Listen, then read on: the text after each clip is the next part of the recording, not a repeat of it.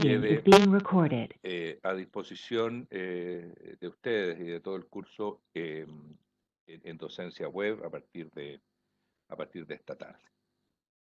Bien, ¿qué es lo que podemos decir respecto de el dinero y los efectos reales que éste tiene? En el corto plazo, eh, el mercado monetario tiene que ajustarse a choques a la oferta de dinero y choques a la demanda de dinero que generan impactos en variables reales. Y en concreto, generan impactos sobre el producto. En general, un exceso de oferta de dinero es expansivo, un exceso de demanda de dinero es contractivo. Y así, la política monetaria puede actuar eh, sobre variables nominales que se transmiten a la actividad real y a las fluctuaciones del PIB a través de modificar la demanda agregada y de esa manera afectar el ciclo de los negocios. Así, durante los bajones cíclicos, la política monetaria tiende a ser más expansiva eh, para intentar compensar estos factores que han llevado el ciclo a la baja. Y cuando el ciclo está muy al alza, la política monetaria actúa en sentido contrario, haciéndose contractiva. El intento es por estabilizar. ¿Qué es lo que es el ciclo? Bueno, ustedes habrán visto, el ciclo de los negocios tiene que ver con desvíos del producto de su tendencia, desvíos del producto de la capacidad productiva que tiene la economía. Y surge a partir de lo que llamamos choques, shocks en inglés, impactos sobre las variables que afectan oferta agregada y demanda agregada, eh, que desvían la actividad de su tendencia.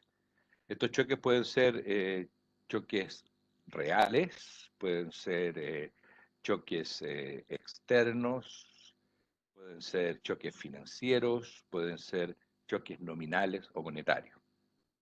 Y de eso estamos hablando ahora, en concreto de los choques nominales o monetarios manejados por la política monetaria. Y así, cada choque genera un efecto dinámico sobre el PIB y sus componentes. Y esa dinámica se llama propagación del choque. Cuando hablamos de ciclo, estamos hablando de la brecha del PIB. Y la brecha del PIB es la diferencia logarítmica o porcentual entre el nivel del PIB actual, efectivo, y el nivel del PIB tendencial, o que representa capacidad de la economía en un nivel de uso normal de los recursos productivos. La brecha entonces representa desvíos proporcionales del PIB respecto de su tendencia. Estos pueden ser desvíos positivos, la economía está sobreutilizando los recursos, se habla de sobrecalentamiento, desvíos negativos, la economía está enfriada, subutilizando los recursos, puede estar en una recesión cuando eso es muy marcado. En promedio, en el largo plazo, la brecha debería ser cero, ¿no? Eh, Nosotros en este momento en Chile sabemos que estamos pasando hacia una brecha negativa. Esa es la historia de la brecha y del ciclo en Chile, construido a partir de datos del PIB hasta 2015. Aquí aparecen como salientes, digamos, algunas disminuciones importantes del PIB que se hacen notar, particularmente la de los años 30, la Gran Depresión. La otra que se destaca es la crisis de los años 70 y la crisis de deuda de 1982. Entonces, vamos a...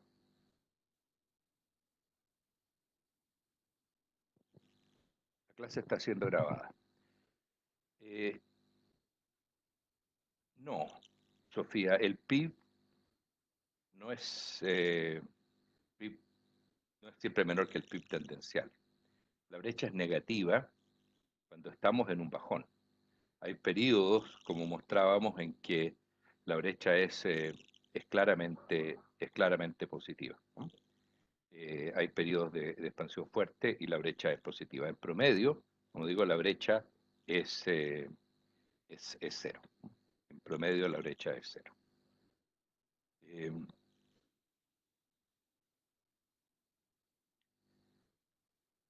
entonces, periodos de altas y periodos de baja. El crecimiento entonces es irregular y se genera una volatilidad. Sucede que esa volatilidad importa, por distintas razones importa, genera un costo social, disminuye el bienestar y tiende a aumentar las diferencias eh, en la economía. Las desigualdades son más fuertes mientras mayor es el, el vaivén del PIB. Básicamente en los bajones, los grupos más vulnerables son los más afectados y por lo tanto hay fuertes incrementos de la pobreza y de la desigualdad. En la historia de Chile, los periodos de mayor desigualdad económica son los periodos de crisis, son los periodos de alto desempleo. Eh, y aun- Además de eso, digamos, además de eso que es ya de por sí muy importante, la volatilidad en general afecta negativamente el bienestar de las personas. Eh, los seres humanos somos aversos al riesgo, nos, nos molesta el riesgo, en general nos afecta negativamente, de tal manera que siempre vamos a preferir un nivel de ingreso más estable a periodos con altos ingresos seguidos por periodos de bajos ingresos. Hay una equivalencia ahí que no es lo mismo, digamos, el tener un nivel de ingreso estable que tener un ingreso volátil que da el mismo promedio de ese ingreso estable. En general, la utilidad, el bienestar social es mayor con estabilidad. Eh, pero lamentablemente muchas veces la desesperación, la falta de conocimiento, la ignorancia, eh, las presiones y el desorden puede llevar a que periodos de bajo crecimiento impongan políticas de demanda que se llaman de stop and go, que tienden a amplificar la volatilidad. Es decir, películas, películas periodos de demanda agregada que se expande fuertemente más allá de lo que la capacidad soporta para luego tener que realizar profundos ajustes, ¿ah? Y eso genera una fuerte variabilidad del PIB y muchas veces también eso mismo se transforma en volatilidad nominal que sería en este caso básicamente inflación. Hay varios episodios importantes de la política monetaria cambiaria en Chile. Eh, Tenemos dos de ellos que tienen que ver con el colapso de tipo de cambio fijo, el de 1960 durante la administración de Alessandri Rodríguez, un tipo de cambio fijo colapsó y se generó ahí un problema eh, monetario importante. El de 1982, también la crisis de deuda, se debió al colapso del tipo de cambio fijo de 39 pesos a un dólar. Eh, y el del año 1999 no fue tanto el tipo de cambio, sino que un alza desmedida de las tasas de interés en un intento por evitar una rápida devaluación del peso cuando se produjo una reversión de los flujos de capitales externos, que estaban entrando con mucha fuerza y que después de, de algún tiempo y por que se generaron, digamos, algunas malas noticias, empezó la salida de capitales que produjo todo el inicio de una crisis financiera que no alcanzó a tener dimensiones de otras, pero que sí tuvo un efecto importante sobre la actividad. Eh, Existe una relación doble entre la brecha del PIB y la tasa de interés real. Por una parte, la tasa de interés afecta a la brecha, en el sentido de que cuando la política monetaria se hace más contractiva, la brecha tiende a disminuir. O cuando la política monetaria se hace más expansiva, la brecha tiende a aumentar. Pero por otra parte, hay también un canal de transmisión desde la brecha a la tasa de interés. La tasa de interés sube por acción de la política monetaria cuando la brecha es alta y baja cuando la brecha es baja. La política monetaria específicamente eh, tiene reglas de operación que se relacionan con la brecha. Y ustedes pueden ver esto en los informes de política monetaria, en que el Banco Central hace un pronóstico respecto del crecimiento del PIB, un pronóstico respecto de la brecha, y en función de eso, y entre otras cosas, fija su política monetaria o las acciones de política monetaria que va a tomar. Por ejemplo, ahora, hoy día mismo, el Banco Central tiene una reunión en la que va a anunciar probablemente alguna baja de tasa de interés que se va a justificar, ¿cierto? Porque se espera una brecha negativa, profundamente negativa, a partir de los choques que la economía ha recibido en relación con la pandemia y otros. Eh, la política monetaria no es un acto de magia, digamos, no logra solucionar todos los problemas, ni siempre tiene toda la información y el conocimiento como para actuar oportunamente con la dosis justa que se requiere para estabilizar. Es una creación humana y como tal imperfecta y perfectible. Pero con todo, si nosotros observamos la historia, la política monetaria ha logrado enrielar a la inflación y llevarla hacia la meta. Y cuando se producen desvíos respecto de la meta de la inflación, obedecen a muchas veces a elementos que están fuera del control de la política monetaria. Pero lo importante es que los desvíos se compensan entre sí y la política monetaria ha logrado evitar desvíos sistemáticos respecto de la meta de inflación. En este gráfico que comparto aquí, se puede ver cómo la meta de inflación, que son las rayas de color plomo rectas, han ido guiando a la inflación, que está en azul, la inflación subyacente, y en rojo la inflación efectiva. Son dos medidas. Una es más restrictiva que la otra en términos de la cantidad de bienes que emplea, pero las dos siguen la misma tendencia. Y podemos ver que en general la meta se ha cumplido. Hay excepciones, hay periodos en los cuales el Banco Central no logra hacer el ajuste completo. Pero son desvíos de carácter transitorio y que de hecho a lo largo del tiempo se han ido compensando entre sí. Veamos, hay más consultas respecto de estos puntos que acabamos de hacer, ¿no?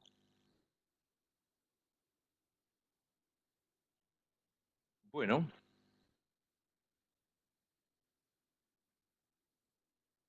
cerremos entonces el punto con un poco de historia. Eh, Chile es un país que tiene una historia inflacionaria. Tuvo en el siglo XX inflaciones moderadamente altas. Esas son inflaciones de 20, 30, 40, 50%. Excepto en los años 70, cuando la inflación fue altísima y, y se acercó en algún momento a la hiperinflación sin efectivamente alcanzarla. Y en los años 90, cuando la inflación decreció hasta alcanzar solamente un dígito. En este siglo, en los 20 años que van corridos de este siglo, la inflación ha sido bastante reducida, fluctuando en torno al 3%. Y esto fue resultado básicamente de una nueva forma de hacer política monetaria, la política monetaria de las metas de inflación, que logró en los años 90 lo que parecía imposible, el control de la inflación chilena, que todos los gobiernos durante el siglo XX habían anunciado y tratado de lograr. En este gráfico, que muestra un siglo de inflación en Chile, vemos en la línea roja la inflación anual según IPC. Como ustedes pueden ver, 25%, 50%, se dan 30% hasta el año 70, 71, donde la inflación se dispara. Y tenemos durante los años 70 inflaciones extraordinariamente altas que incluso se salen del gráfico. Como una forma de mirar más la tendencia inflacionaria, construimos otro indicador que es la inflación anual, pero promedio móvil de 10 años, ¿no? Inflación anual promedio móvil de 10 años. Y vemos que esta sube hasta 25, 30, por ahí se instala, pero en los años 70 se dispara hasta alcanzar 175% y solamente a final de los años 80 baja para finalmente converger hacia el 3% que le ha llevado a la meta de inflación.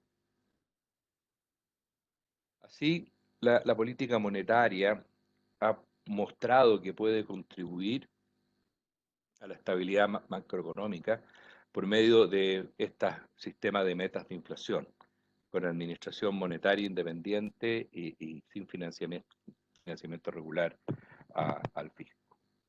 La política fiscal también ha contribuido a ese logro, pero su institucionalidad depende más bien de la voluntad de cada gobierno y no está, digamos, instalada en una ley especial que sea necesario siempre cumplir. La política monetaria no logra estabilizar el tipo de cambio real. Este sigue siendo muy afectado por la volatilidad de los flujos de capitales y otras condiciones internacionales. Es importante notar que la política monetaria no puede afectar el crecimiento de largo plazo. La política monetaria no es una política de oferta. Hay ciertos choques que la política monetaria no puede revertir. Los choques de oferta, las condiciones de oferta, no son indicadas por la política monetaria. La política monetaria actúa a través de la demanda, fundamentalmente. Tampoco la política monetaria es adecuada para conseguir objetivos como igualdad de oportunidades, acceso a los frutos del progreso. La política monetaria es más general. Para para esos fines más específicos, la política fiscal y su sistema de transferencia o su sistema de dar acceso a ciertos bienes preferentes es efectiva. Pero no deja de ser importante. Las condiciones de estabilidad macro reales de corto plazo y nominales en todos los plazos son fundamentales para poder conseguir el crecimiento económico, que es la base de todo progreso y de toda mejora en el bienestar de las sociedades. Sin esa estabilidad que la política monetaria logra, no hay ese progreso. Bien, entonces, con esto concluiríamos esta introducción. Hay muchos aspectos de la introducción que los vamos a volver a tocar. O sea, la descripción que hemos hecho de la política monetaria ha sido tremendamente breve. Los canales de transmisión, la forma como funciona, etcétera, van a ser objeto de una mucho mayor atención y detalle en lo que sigue del curso. Por ahora, esto lo vamos a dejar aquí, es nuestra introducción al tema general. Lo que corresponde ahora es pasar al segundo capítulo, donde vamos a hablar de dinero, el mercado monetario y la inflación bajo neutralidad. Recuerdo, neutralidad, separabilidad es la condición bajo la cual lo nominal y lo real se determina en forma separada.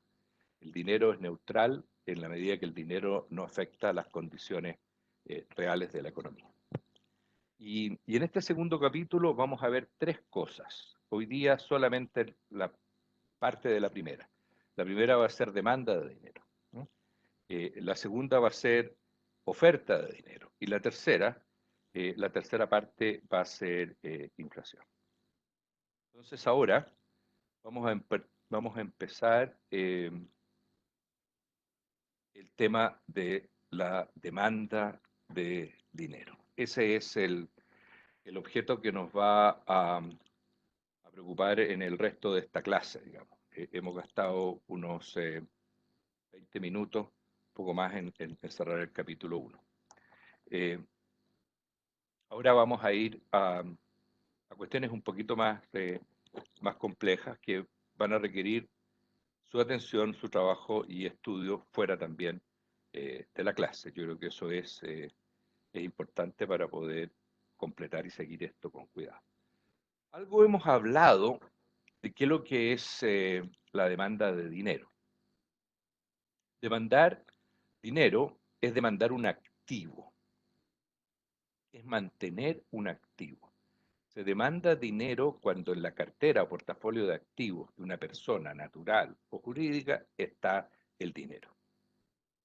Un activo que no genera retornos, en general no paga intereses, no paga dividendos, no hay ganancias de capital con el dinero en general, y que está incluso sujeto a perder valor por la inflación. Ese activo, que es el dinero, igualmente se mantiene y está presente en todas las carteras. Como lo dijimos anteriormente, Keynes identificó tres motivos o razones para mantener dinero en las carteras de activos. El primero y fundamental, el motivo de transacción.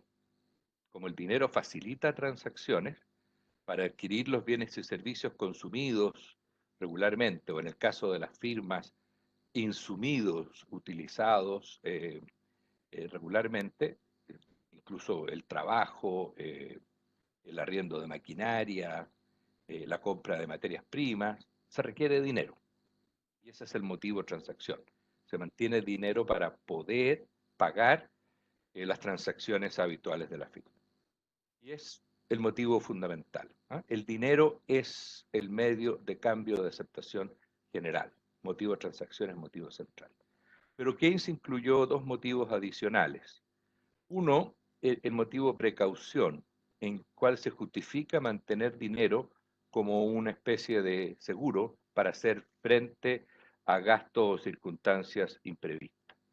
Liquidez adicional que nos permita conseguir rápidamente el bien o servicio que eventualmente se requiere con alguna urgencia. ¿Ah? Esto es como llevar plata por si acaso, ¿ah? Por si es necesario tener algún resto de dinero para poder responder a gastos no habituales.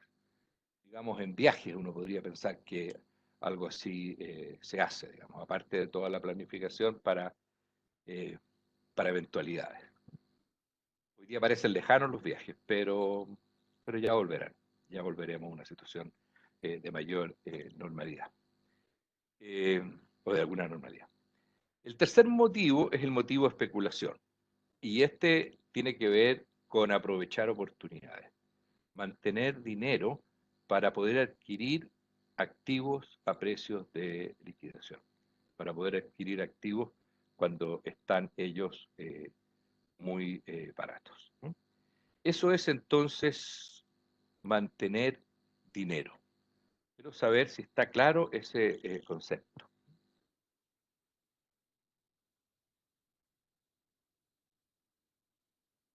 Eh, Perdón, ¿no tienen ese PPT? ¿No está subido?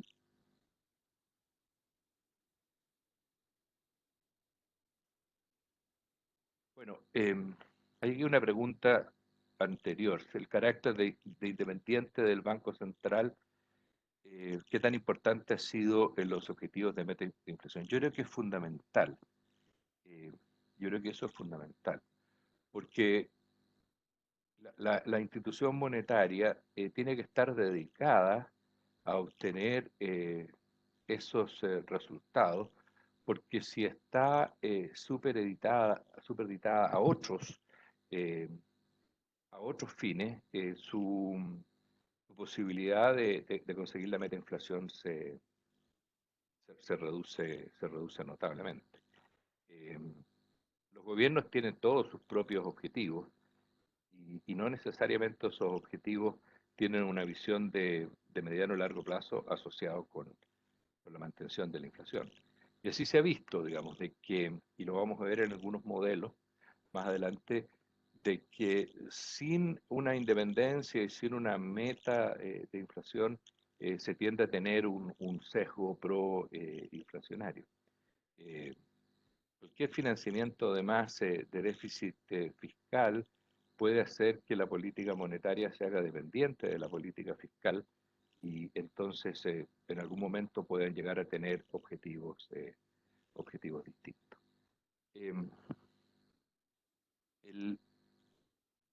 Voy a pedirle a ver si alguno de los ayudantes puede subir este segundo PPT porque tengo la impresión de que no lo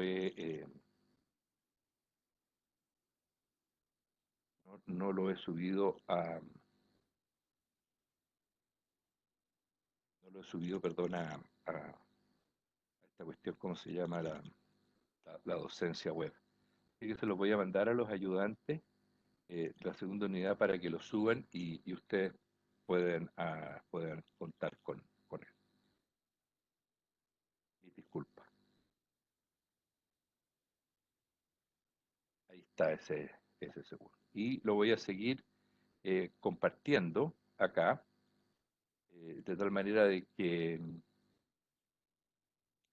ustedes van a poder seguirlo bien. Eh, vamos, vamos a ver. Entonces, aquí estamos en los motivos para demandar dinero.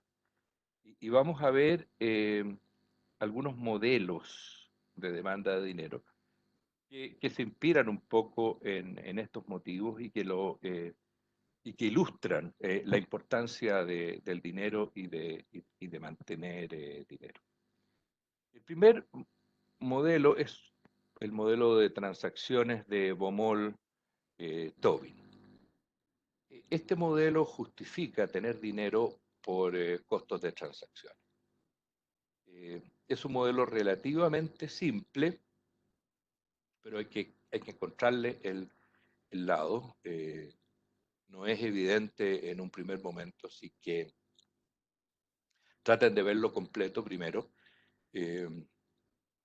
pensarlo, reflexionarlo, para poder comprender el mensaje. Tenemos un individuo que tiene un ingreso Y.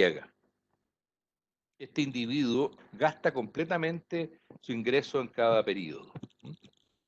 De manera que su riqueza en promedio es igual al ingreso aún no gastado. Parte en Y el primer día del mes y termina en 0 el último.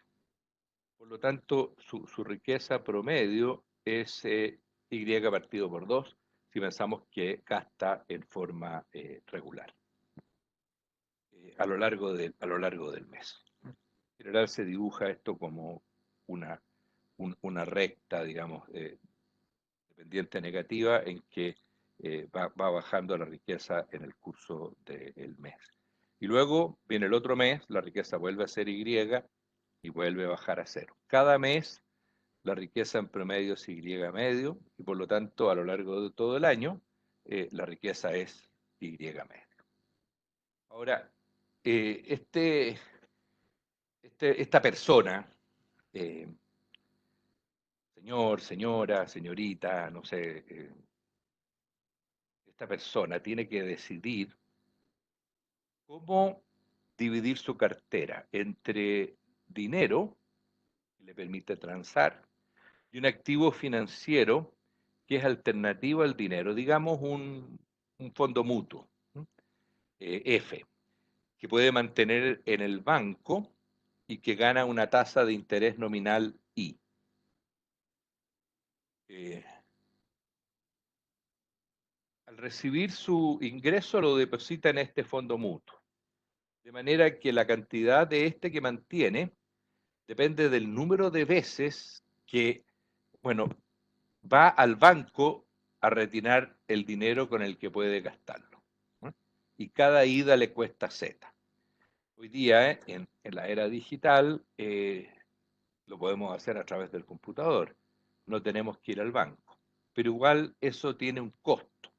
Ese costo es Z, que tiene que ver con el tiempo que utilizamos, o tal vez una comisión que puede que el banco nos cobre por hacer ese giro. Si decidiera ir al banco solo una vez, va a retirar todo el dinero al principio del mes para poder irlo gastando. Y toda la riqueza la mantendrá entonces el dinero por un valor promedio de Y medio. Entonces, su demanda de dinero, si va una vez al banco, sería Y medio. Si en cambio decide ir 2 veces al banco, va a mantener menos dinero. En ese caso va a mantener dinero por Y partido por 2 por 2.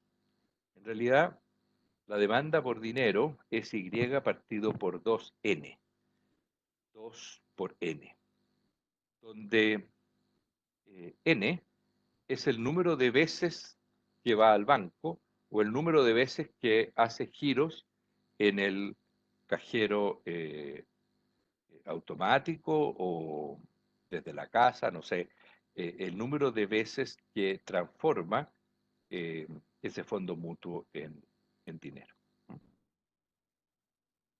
Bien,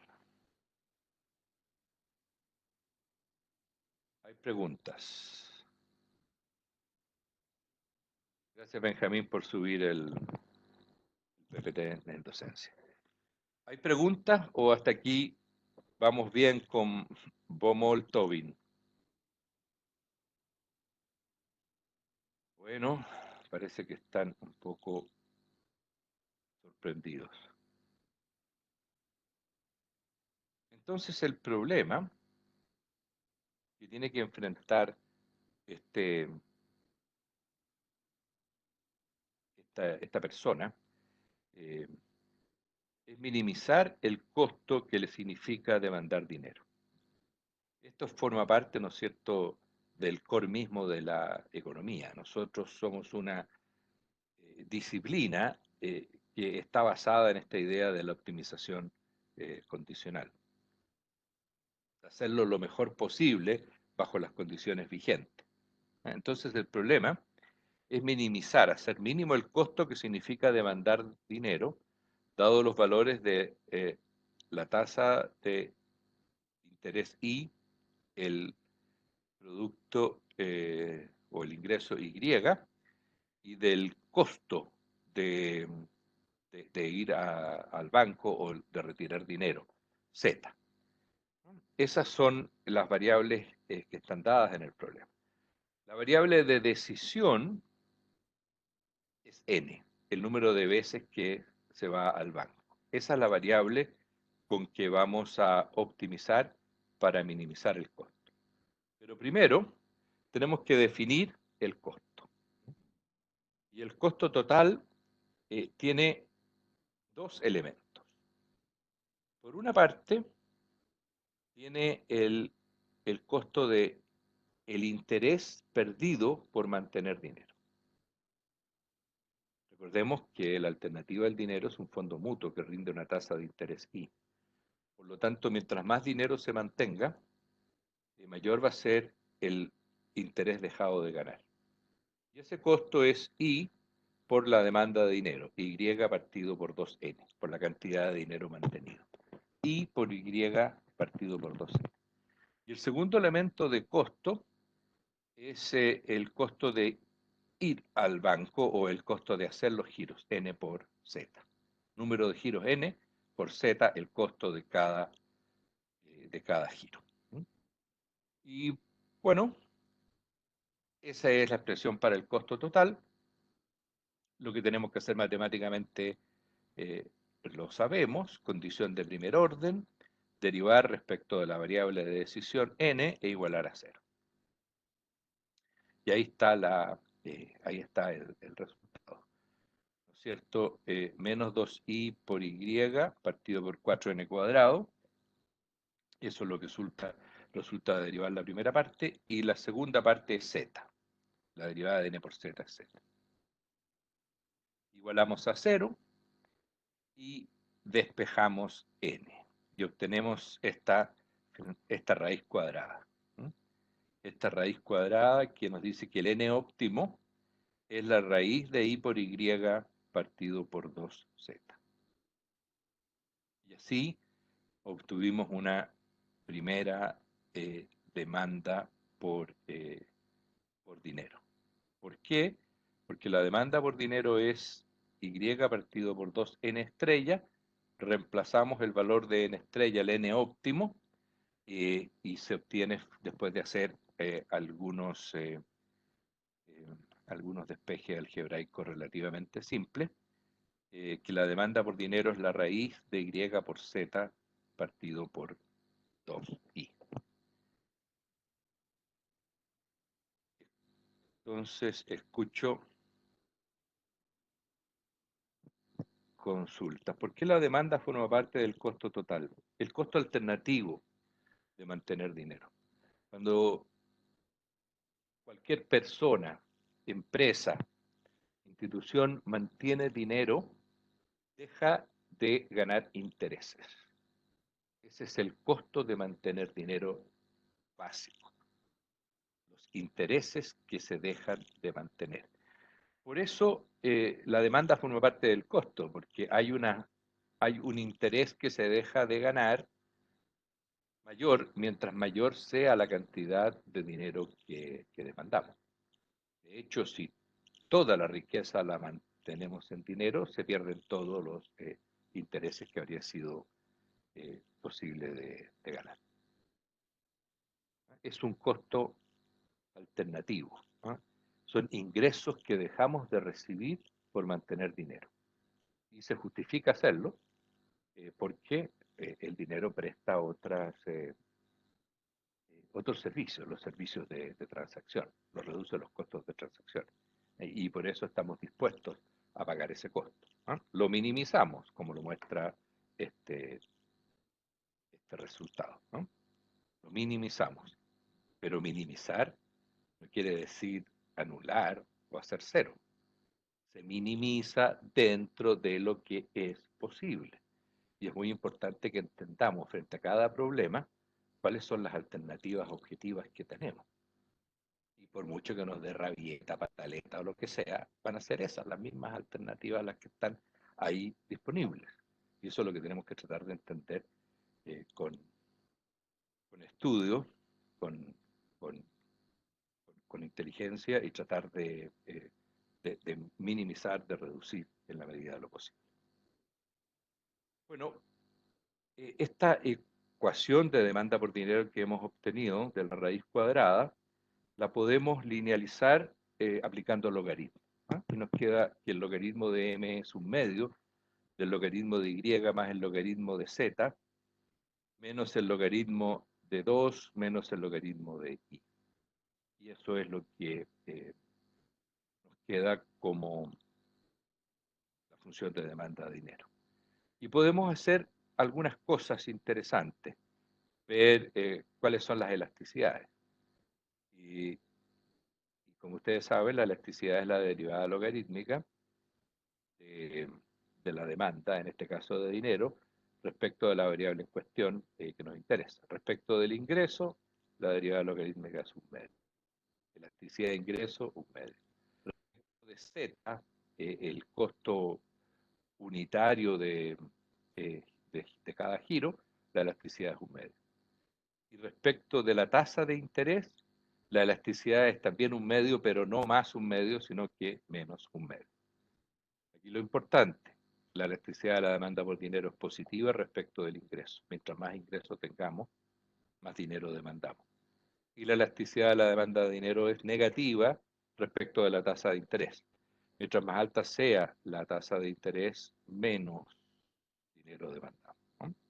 Esas son las elasticidades.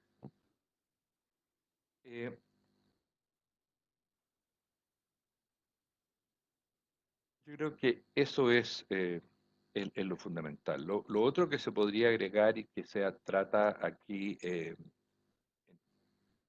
este último desarrollo, ustedes lo pueden revisar por ustedes mismos, es introducir el nivel de precios, ¿eh? Y distinguir entre ingresos y costos nominales, introducir el nivel de precios. Y básicamente lo que se aprende de aquí es de que la demanda por dinero es homogénea de grado 1 en el nivel de precios, es decir, cambia proporcionalmente con el nivel de precio.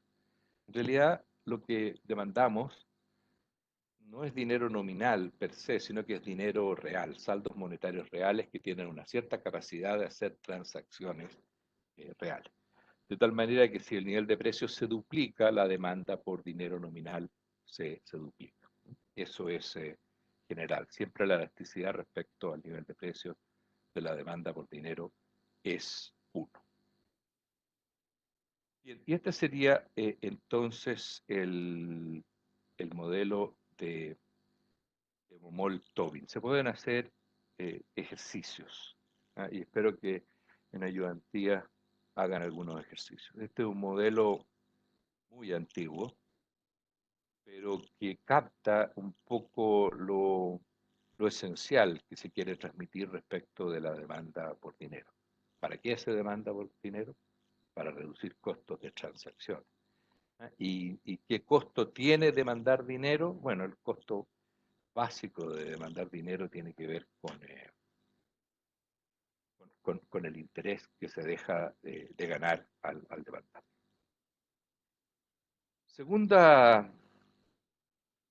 Segundo modelo de demanda de dinero. Y aquí nos vamos a meter un poquito en algo más complejo. Eh, la preferencia por la liquidez como comportamiento frente al riesgo. También un modelo de Tobin. Tobin fue un gran economista keynesiano, norteamericano, eh, que también nos regaló este modelo en que las alternativas son más de carácter financiero, más que de carácter transaccional.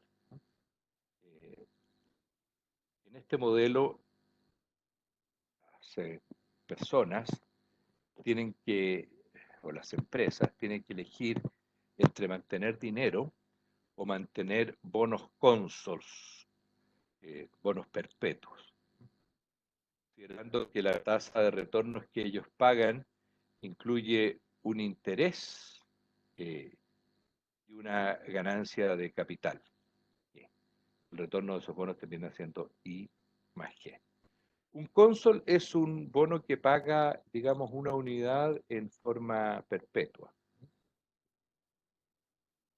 Entonces, ese bono que paga una unidad en forma perpetua tiene como precio 1 partido por I. ¿Ah? Ese es el precio de un cónsol o bono perpetuo. Y su expectativa de precio es 1 partido por la expectativa de I. De tal manera que podemos definir una ganancia de capital, que ahí se describe como 1 partido por la expectativa de I, partido por 1 partido por I menos 1. Al final es la diferencia entre I y la expectativa de I partido por la expectativa de I. Esa es la tasa de ganancia de capital. Si la expectativa de I es igual a la tasa de interés hoy día vigente, no hay ganancia de capital. Si esperamos que la tasa de interés, por lo tanto G es 0, si esperamos que la tasa de interés suba, que sea mayor que el I actual, hay una pérdida de capital. Cuando las tasas de interés suben, el precio de los bonos cae y por lo tanto hay una pérdida de capital. Si esperamos que la tasa de interés baje, por el contrario, hay una ganancia de capital.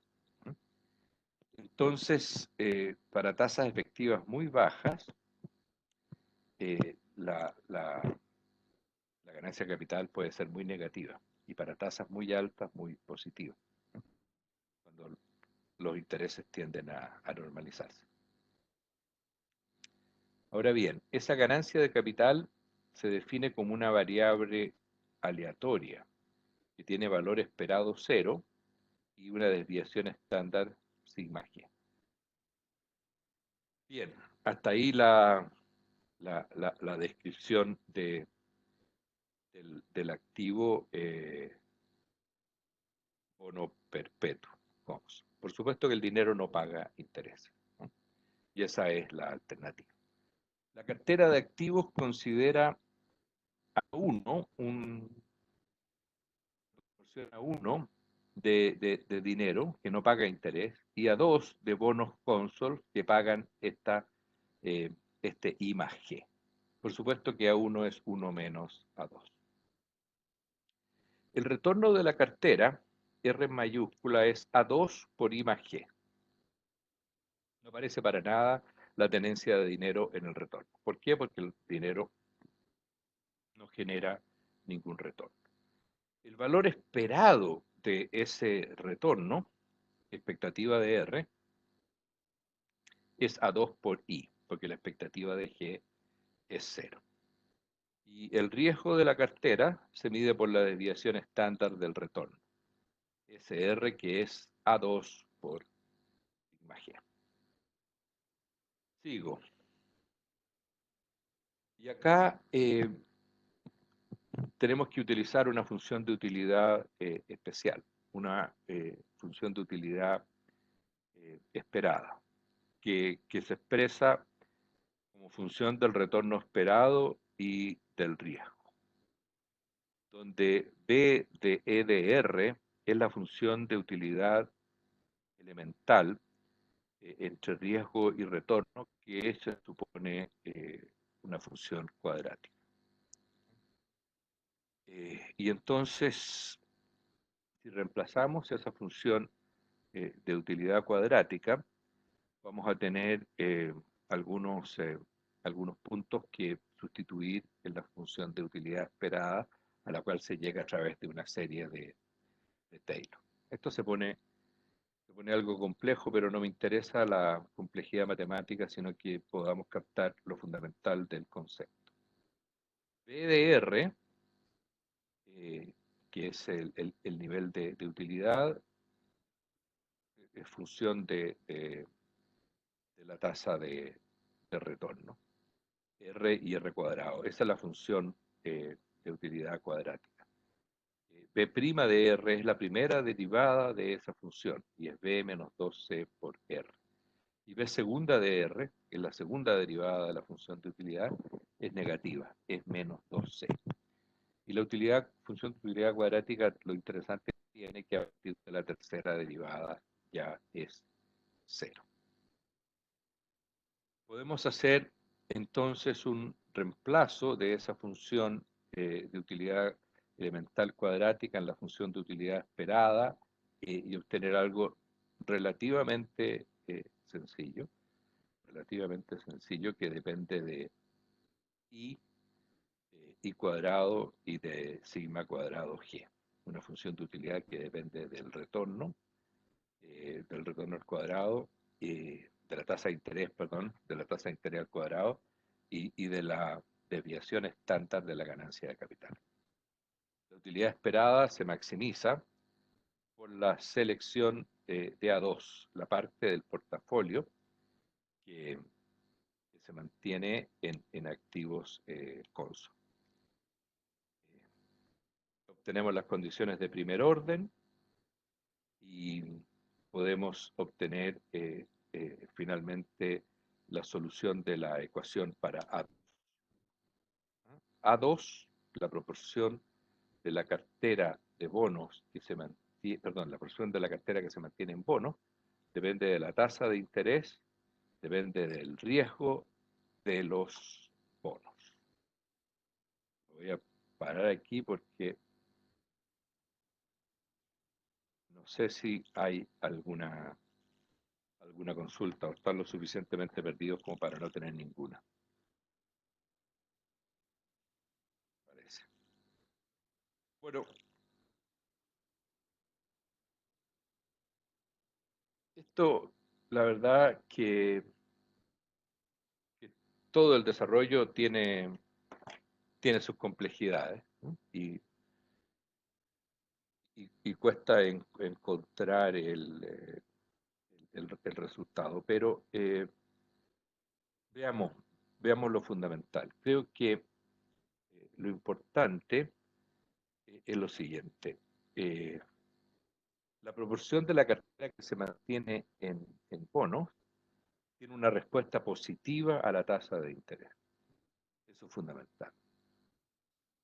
Mientras más alta sea la tasa de interés, mayor es la cantidad de bonos que vamos a mantener.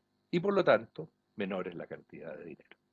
O sea, obtenemos nuevamente el mismo resultado en el sentido de que a mayor, eh, a mayor tasa de interés, menor demanda de dinero.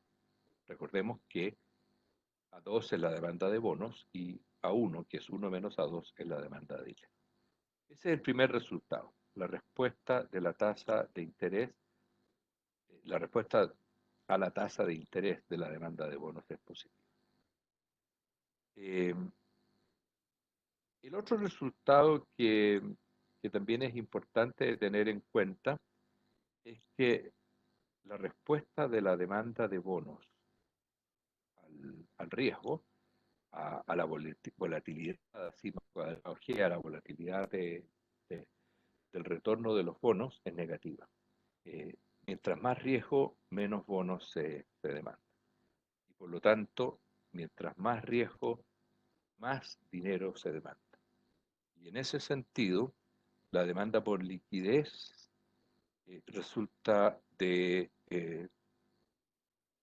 un comportamiento frente al riesgo. Mientras más inseguridades tenemos, mientras mayor es el riesgo de los negocios, mayor tiende a ser la demanda por dinero.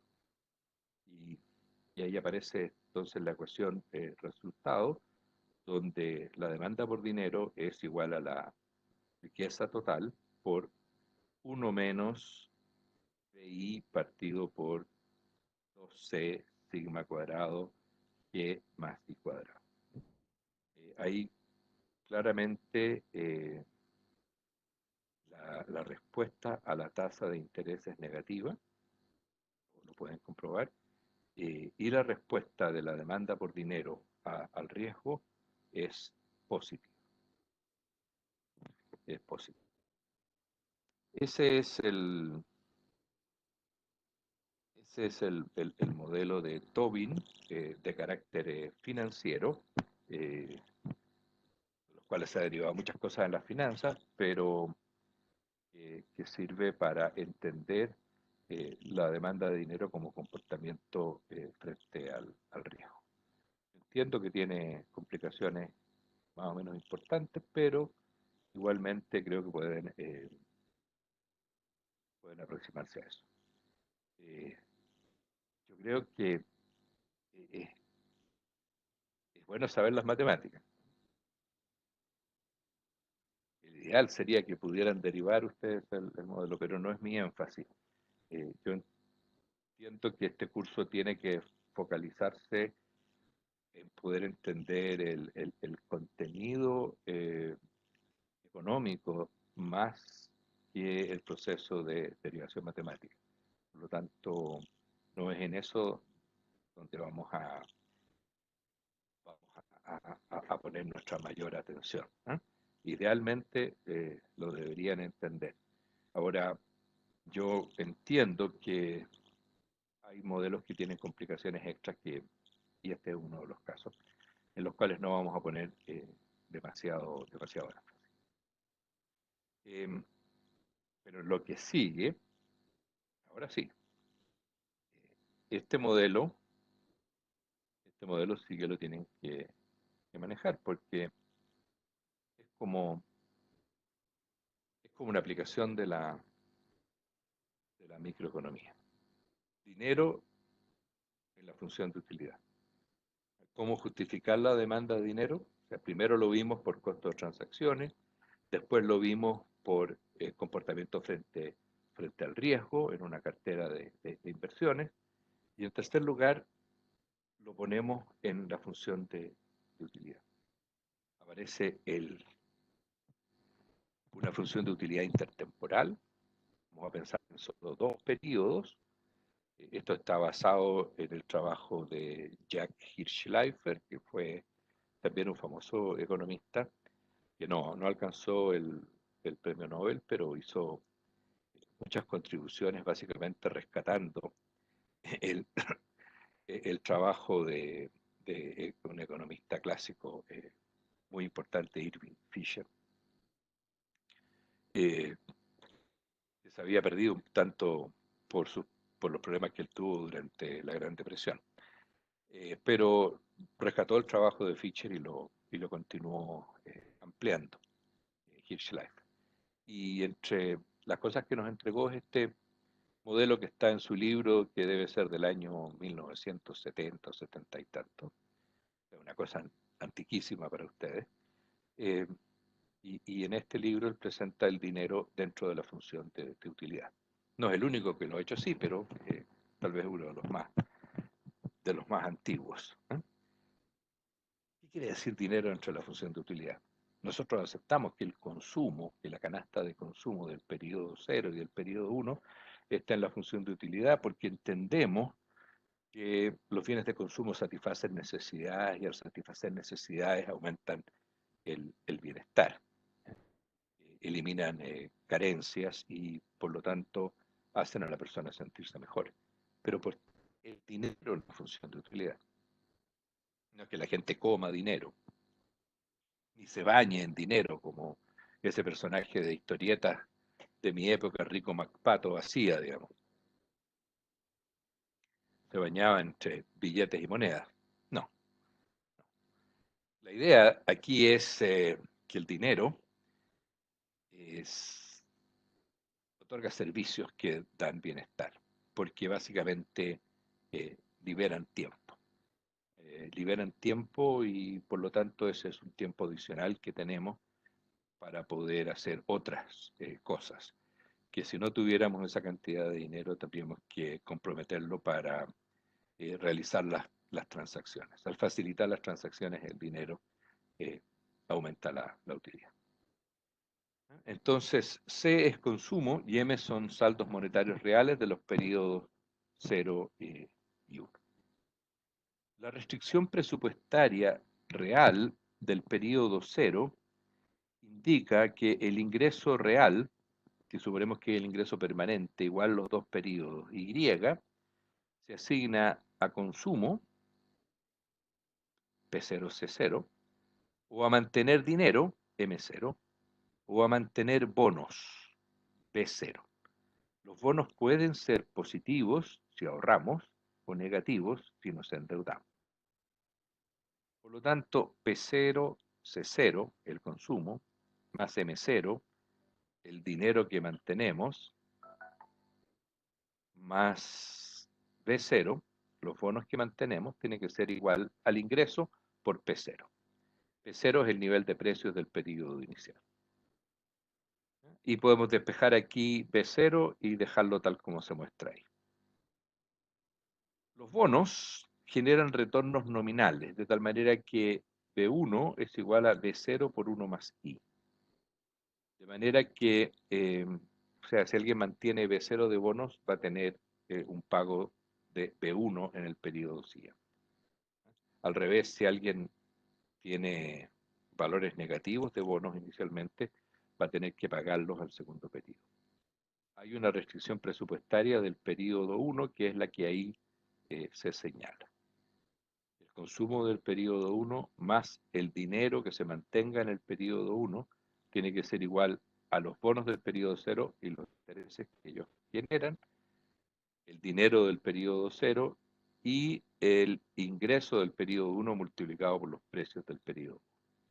Podemos resolver para B0 y con las dos restricciones presupuestarias, una para el año 0 y una para el año 1, podemos consolidarla en una sola que es la restricción general de riqueza, que es lo que se hace pivoteando en B0, en torno a B0. Como ustedes ven, se nos va B0 de la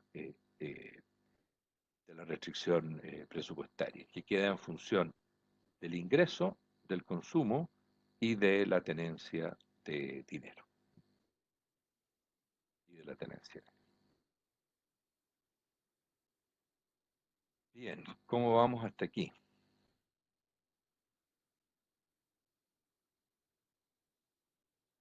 Hemos derivado la restricción presupuestaria para, para la solución de nuestro problema, que es ver cuánto dinero vamos a mantener. Y por lo tanto, esa es la restricción presupuestaria, eh, que la podemos presentar de distintas maneras, teniendo cuidado de manejar bien el álgebra. Y luego lo que hacemos es una maximización de utilidad condicionada en esa restricción presupuestaria, como ustedes lo tienen que haber hecho muchas veces ya en microeconomía. Vamos a proponer una función de utilidad homotética, donde la utilidad es igual a C0 M0 por C1 M1, pero C1 y M1 van elevados a delta. Esto quiere representar eh, de que no es lo mismo el consumo o la mantención de dinero presente que el consumo o la mantención de dinero en el futuro. Hay este factor delta que está involucrado. Por supuesto, esperamos que en general delta sea menor que 1, ¿no? Porque nos gusta más el presente que el futuro. Hay un elemento de impaciencia propio de la naturaleza humana. ¿Cómo vamos a proceder con esto? Eh, bueno, vamos a desarrollar las derivadas,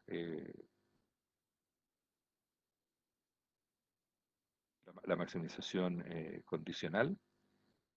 Ahí tengo una serie de resultados de cómo son las utilidades marginales del dinero, del consumo presente y futuro.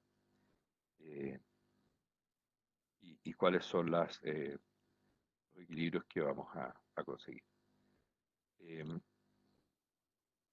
Las condiciones de primer orden son las que aparecen aquí y nos van a dar estos resultados para las distintas derivadas, derivando respecto a C0, M0, C1 y M1. Vamos a obtener esas condiciones de primer orden, las cuales vamos a reemplazar cuidadosamente dentro de la restricción presupuestaria. Y al reemplazar dentro de la restricción presupuestaria, vamos a tratar de ir eliminando todas las otras variables distintas de M0, los saldos monetarios reales del periodo inicial. Y así podemos obtener como resultado eh, la demanda de dinero que surge de ese proceso de optimización. Muchos pasos son requeridos, una buena cantidad de álgebra requerida, pero esta no es álgebra de una gran complicación. Y obtenemos este resultado finalmente, que M0 es igual a Y por paréntesis 2 más I más pi, donde pi es la inflación, sobre I factor I por 2 factor de 1 más delta, ¿no? Donde delta es esa tasa de impaciencia, como les decía, es menor que 1. ¿No?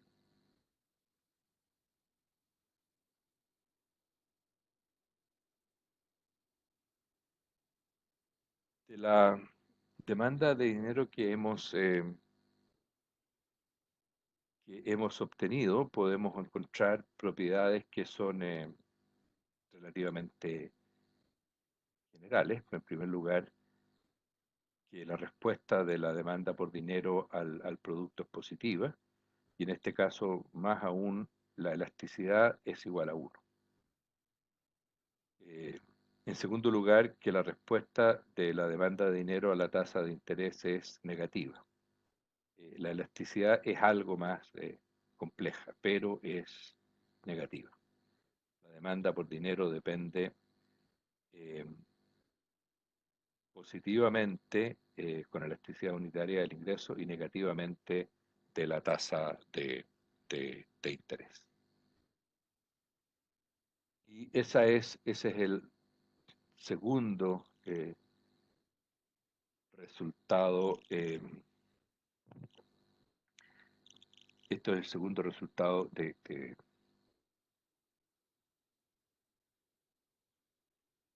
la demanda de dinero que estamos viendo. Esto está bien desarrollado en mi texto. Yo sé que está ahí, ahí lo pueden encontrar con todos sus detalles. ¿Qué quiero decir con todo esto que hemos visto hasta aquí hoy día? Que la demanda por dinero tiene fundamentos de carácter microeconómico. Hay una función de comportamiento que puede derivarse de maximización de utilidad condicionada o de minimización de costos, y que hay distintos modelos para eso. O sea, no es algo que sale simplemente del sombrero o de la manga y que decimos demanda por dinero, sin que esto esté eh, sólidamente asentado en fundamentos microeconómicos y que están ahí demostrados. Eso es lo más importante de estos resultados que hemos visto hasta aquí. Y este tipo de resultados y ese tipo de fundamentos microeconómicos es lo que nos permite plantear una función de demanda de dinero como las que se estiman empíricamente, que se utilizan en modelos macroeconómicos. Modelos macroeconómicos que son más simplificados que todas estas complejidades que hemos tenido que estar arrastrando hasta aquí. Eh, y es lo que aparece en este cuadro, una demanda por dinero que depende, es lineal en el logaritmo, depende del nivel de precios, del ingreso real esperado, si es que el ingreso eh, no es el ingreso permanente. Eso se puede distinguir entre ingreso presente e ingreso futuro esperado, del ingreso futuro esperado más representativo del ingreso permanente, y en tercer lugar de la tasa de la tasa de interés. L0, L1, L2, L3 son los parámetros de esta función de demanda por dinero. Esos parámetros son constantes desconocidas que a través de los procesos de estimación empírica buscamos conocer, buscamos tener alguna idea respecto de ello, ¿no? Y así la demanda por dinero nos puede indicar cuáles son los balances monetarios reales que el sector privado desea mantener. Podemos ver que esta es una función semilogarítmica, donde las elasticidades de ingreso de la demanda por dinero es L1, positiva, la elasticidad de ingreso futuro es L2, y la elasticidad respecto al nivel de precios es 1. L3 no es una elasticidad, L3 es una semielasticidad, es la semielasticidad interés de la demanda por dinero. Cuando aumenta la tasa de interés, la demanda por dinero disminuye en menos L3, pero esa no es la elasticidad. Vean ahí, y lo pueden ver tal vez en ayudantía, cuánto sería la elasticidad de interés de la demanda por dinero si menos L3 es la semi-elasticidad. Esta es la forma más aceptada para estimar demanda por dinero, ¿no? La semi-logarítmica. Eh, en algunos países se ha tendido a utilizar eh, otro elemento, eh, que es la tasa de depreciación. En países latinoamericanos, en un ambiente de alta inflación y escaso desarrollo financiero, el dinero internacional, el dólar en general, ha sido utilizado para sustituir el dinero doméstico.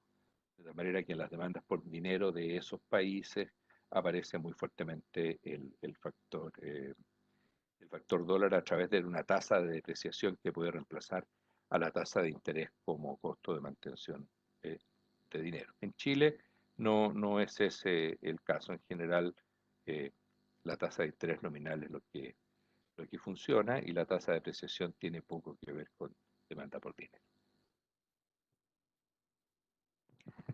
Ahora, hemos visto recientemente ecuación cuantitativa. Hay una relación muy directa entre demanda de dinero y ecuación cuantitativa. En concreto, que el inverso de la velocidad de circulación, eh, 1 partido por b, es m partido por y, o menos log de b es el logaritmo de m partido por y, donde m son los saldos monetarios reales e y es el producto. Vale decir, se trata de una manera de expresar demanda por dinero que ya supone la elasticidad unitaria del dinero respecto del ingreso y queda solamente dependiente de la tasa de interés. El problema es que esa velocidad de circulación no es estable y es difícilmente predecible, eh, lo que hace muy difícil, prácticamente imposible, hacer política monetaria basada en el control de la cantidad de dinero por la inestabilidad de la demanda por dinero o la inestabilidad de la velocidad de circulación. Para mostrarlo esto en términos empíricos o prácticos, está este gráfico que nos relaciona el logaritmo de m partido por y en el eje vertical con la tasa de interés nominal en el eje horizontal. Esto es Chile, datos anuales entre 1985 y 2019. Efectivamente hay una pendiente negativa, es decir, mientras más alta es la tasa de interés nominal, menor es la demanda por dinero, pero el ajuste es bastante, bueno, ¿cómo decirlo? Poco preciso, ¿no? Hay una gran cantidad de desvíos. Se hace muy difícil predecir eh, la velocidad de circulación.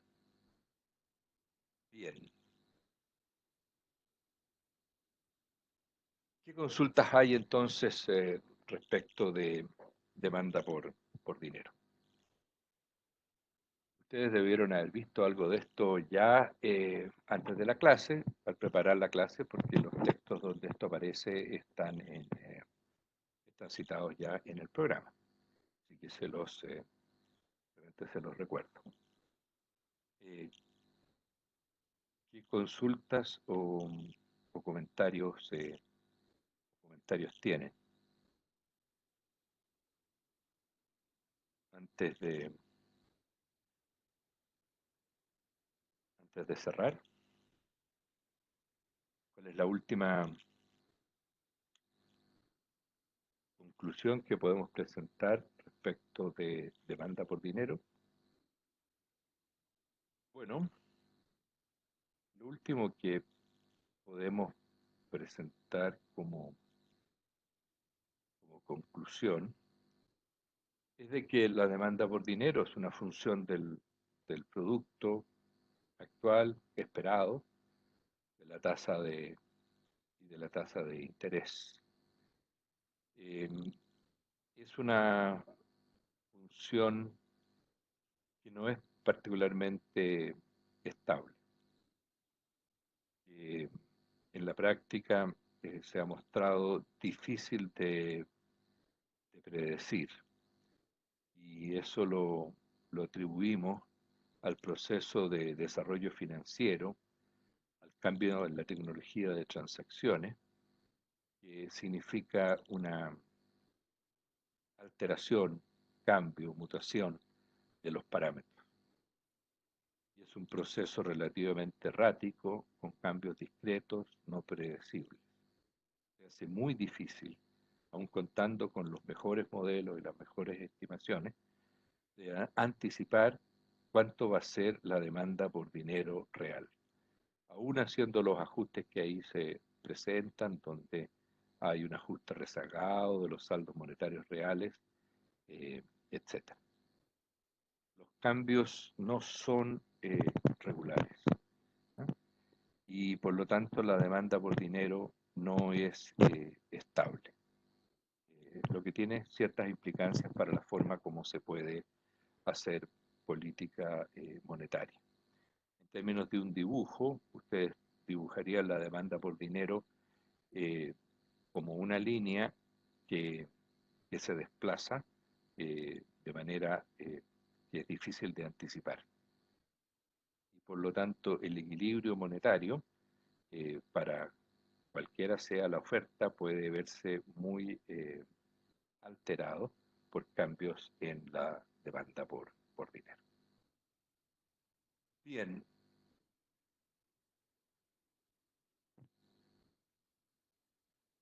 ¿Cuáles serían las consultas al cierre? Estamos entonces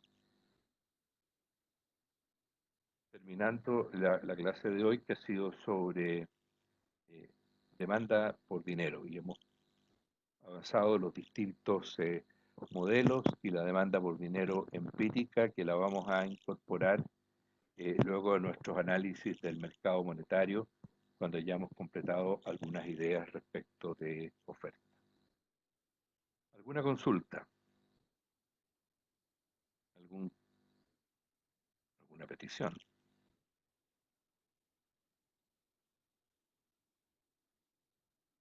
Bien.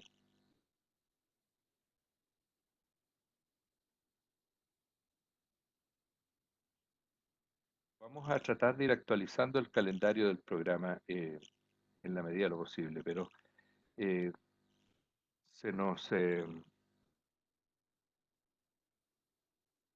hace difícil porque no necesariamente podemos cumplir exactamente con la programación, y la tenemos que ir alterando muchas veces. El ritmo al cual vamos avanzando va a depender de las consultas que ustedes realizan, por ejemplo, y de la velocidad entonces con la cual se puede ir avanzando en la materia. En todo caso, todo esto va a estar revisado en la correspondiente ayudantía. La correspondiente ayudantía van a poder hacer ejercicios sobre estos modelos de demanda por dinero. Y quiero mantenerlos en un nivel relativamente accesible. Corrieron las solemnes por una semana. Bien, vamos a irnos ajuntando a ese calendario que proponga la escuela. Que no va a haber ningún problema con eso, ¿no? Y recuerden, es importante que revisen la materia antes de la clase, y que se preparen para poder hacer preguntas, ¿no? Para poder hacer preguntas de puntos que no les queden claros con la lectura, y no se le aclaren tampoco con el desarrollo de la clase. Bien, muchas gracias. Hasta aquí llegamos hoy día. Cuídense y con el favor de Dios nos vemos en la próxima clase. Hasta luego.